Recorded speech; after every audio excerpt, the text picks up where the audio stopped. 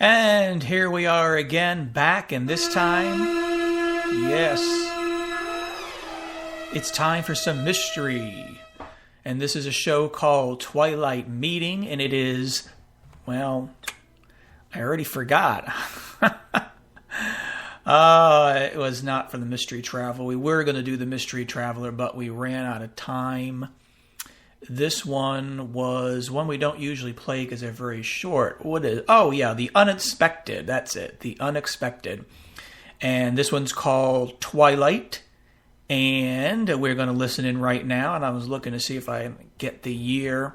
When you put these things in queue, it doesn't give you all the information. So we'll have to get back to that after the show. But in the meantime, let's kick back and listen to the Twilight Meeting from The Unexpected right here on AM America Live. And right now it's, yes, mystery. As the audience approves. Barry Sullivan in The Unexpected.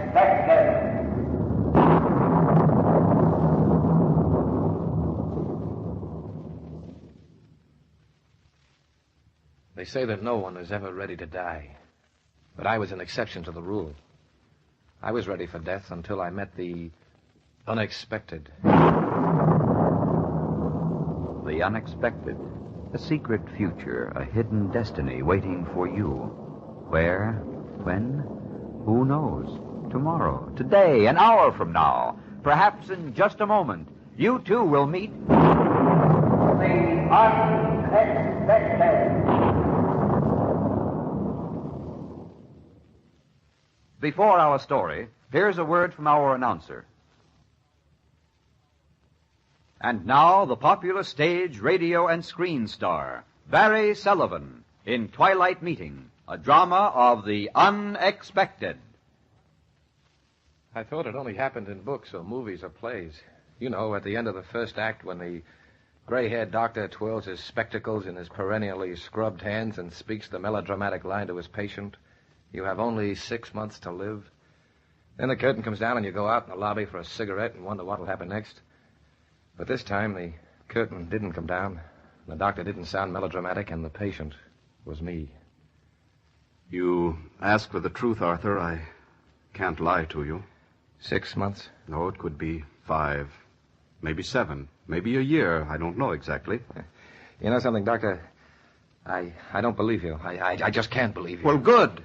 Good? Certainly. Go on living like you always have, except maybe have a little more fun. Isn't there anything I could do? Shouldn't I rest? You should, but it won't make that much difference. I see. Well, you were there when I started the race, Doc. You'll be there when I break the tape. Who knows, Arthur? Maybe you were only down for a few months more anyway. You might go out of here this afternoon and be run over by a car. Well, I'll have to be careful crossing streets. I'll be seeing you, Doctor, in about 6 months. Oh, wait a minute, Arthur. Sorry, I can't spare the time. I don't have very much, you know.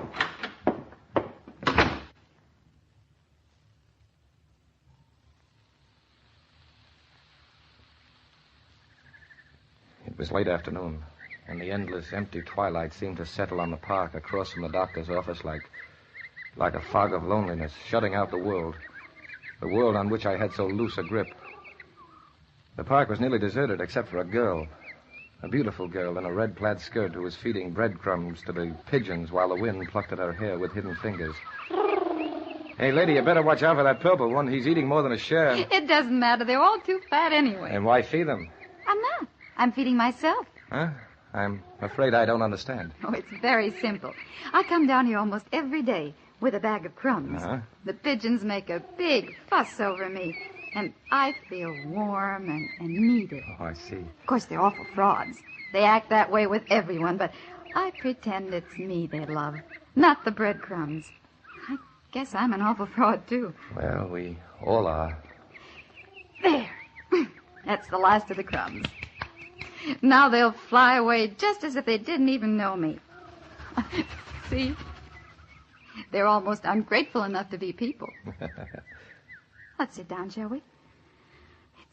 It's always kind of a shock Eh? What is? Finding out that just when you think you've got hold of something secure and important, it suddenly shows wings and flies off beyond the trees, leaving you down here, empty-eyed. Hasn't that ever happened to you? Yeah. Yeah, I guess it has. In fact, just now, just this afternoon. Oh, I'm sorry. I won't bother trying to help. Nobody ever can. It's like being told love will die and then seeing it happen. He must have been quite a guy. No, he was a heel. It doesn't matter. I'd better go. It's almost dark. You're not going to be able to pick me up. I have a date. Besides, I don't really approve. Well, I wasn't planning to, honestly. Oh? Well, under those circumstances, I think I'll break my date. That is, if you'll take me to dinner. I'd like to. You aren't married or attached or anything? No, I'm quite free. I have my whole life ahead of me. If you're a really confirmed bachelor, I'd better fix the dinner. Hey, I hope you like spaghetti. It's the only thing I know how to cook. I know I like it. Well, come along. I live right across the park. Oh, look. The pigeons are flying back. Why, that's strange. They know I haven't any more crumbs.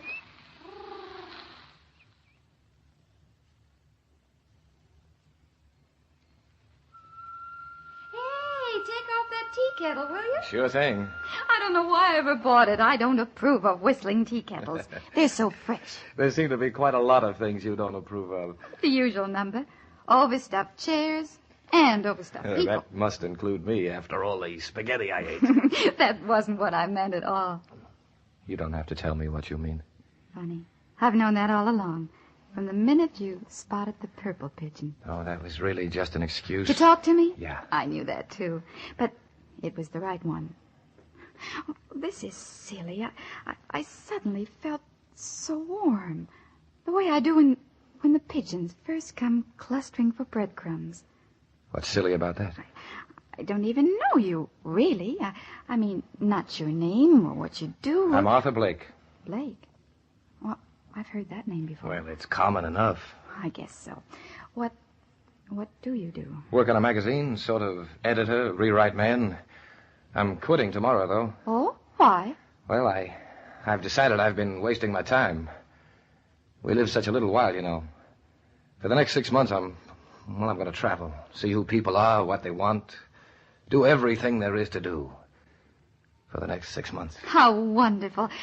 I envy you. Louise, I'd like to... How did you know my name? Well, part of the towels in the bathroom said Louise, and part said Elvira, and you couldn't possibly be Elvira, so... Louise.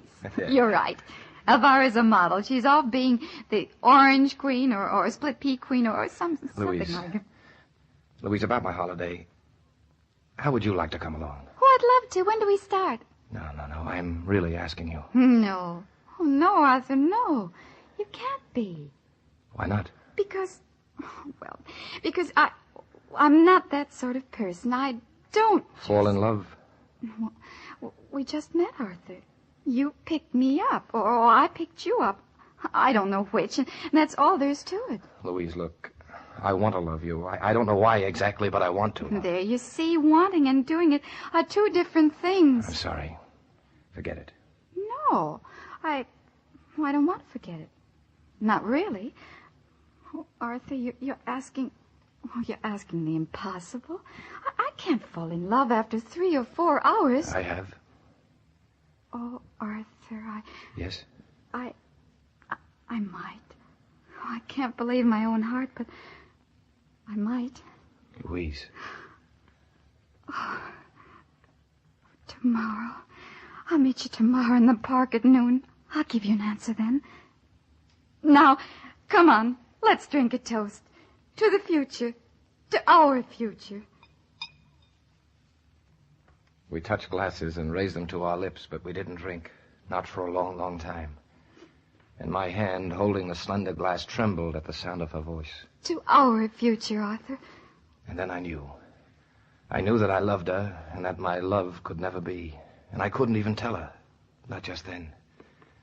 So I put down the untouched glass and left without telling her. She stood in the door and watched me go down the stairs.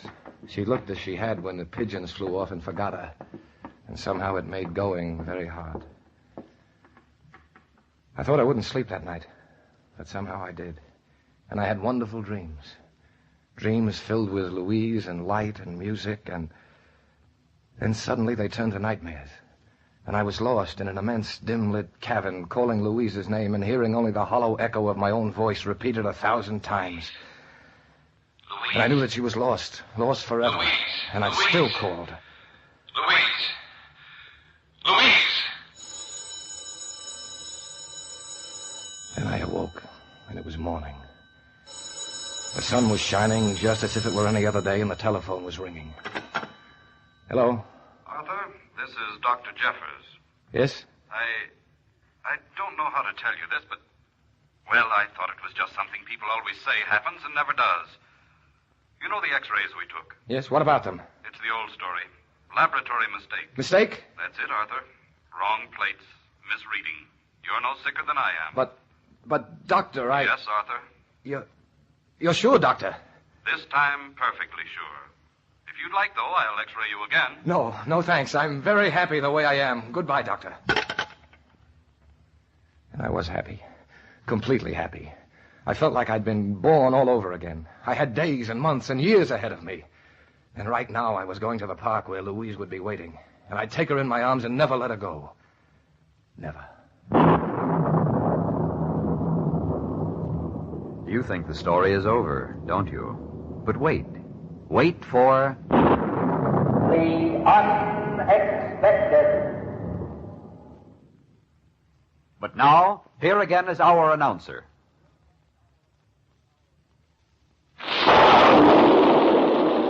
And now, Barry Sullivan, in the surprising conclusion of Twilight Meeting, a drama of the unexpected. That's it, Arthur. Wrong plates. Misreading. You're no sicker than I am. You're sure, Doctor? This time, perfectly sure. If you'd like, though, I'll x-ray you again. No, thanks. I'm very happy the way I am. Goodbye, Doctor. Are you positive that's what you wanted me to tell him, Louise? Quite positive. He may find out, you know. Liars are usually found out. Oh, I'm pretty good at keeping secrets. It's funny, you working in my lab, falling in love with a man who's been nothing in your life but an x-ray. He'll be more than that now. Well, who knows?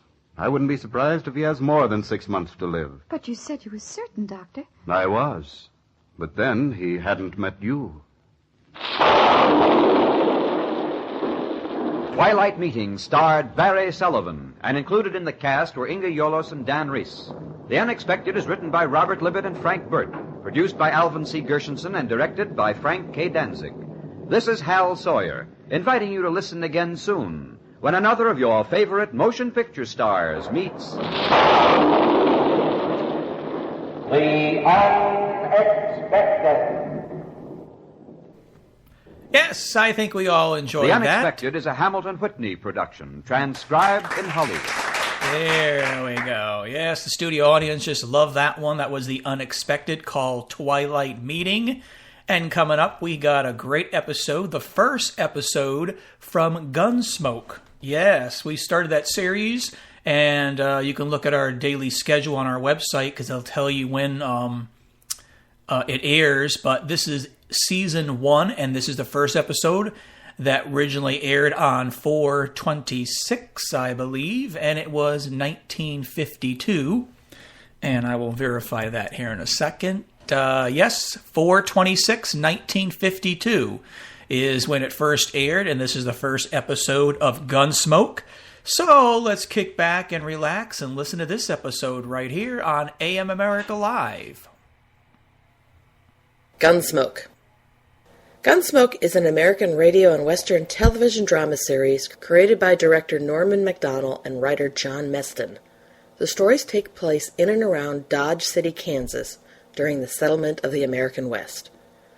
The radio version ran from 1952 to 1961 and is commonly regarded as one of the finest radio dramas of all time. Okay, there we go. Got a little information. We'd love to hear more of it, but we're going to run out of time. We won't have time to listen to the whole episode, so we'll get a little brief intro to what Gunsmoke is about. And this is called Billy the Kid, right here on AM America Live.